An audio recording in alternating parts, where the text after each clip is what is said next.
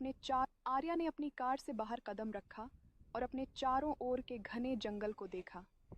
हवेली एक अजीब सी खामोशी में लिपटी हुई थी, जैसे वह किसी गहरे रहस्य को छुपा रही हो।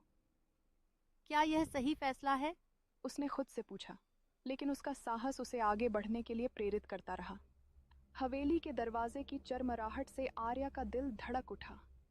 उसने अपनी टॉर्च जलाकर चारों ओर देखा।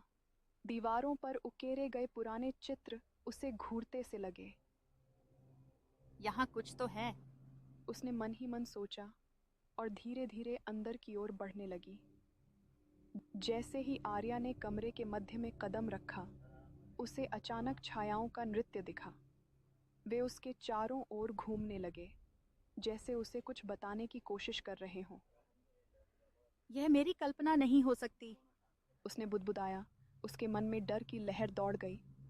अचानक उस कमरे में अजीब सी फुसफुसाहट सुनाई दी। आर्या ने चौंक कर चारों ओर देखा, लेकिन वहां कोई नहीं था। उसकी धड़कनें तेज हो गईं। यह जगह जीवित है। उसने महसूस किया, लेकिन वह अब भी हिम्मत नहीं हारी। आर्या ने एक कोने में पुराने किताबों का ढेर देखा। उसने उनमें से एक किताब उठाई, जिसे खोलते ही एक धुंधली परछाई उसके सामने प्रकट हुई। तुम यहाँ क्यों आई हो? परछाई ने धीरे से पूछा। आर्या की हिम्मत ने उसे जवाब देने के लिए मजबूर किया। आर्या को महसूस हुआ कि वह हवेली के रहस्यों को समझने लगी है।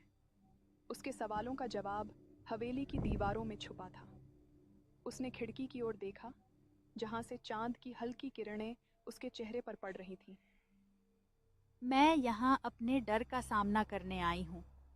उसने दृढ़ता से कहा और हवेली के रहस्यों को उजागर करने के लिए तैयार हो गई।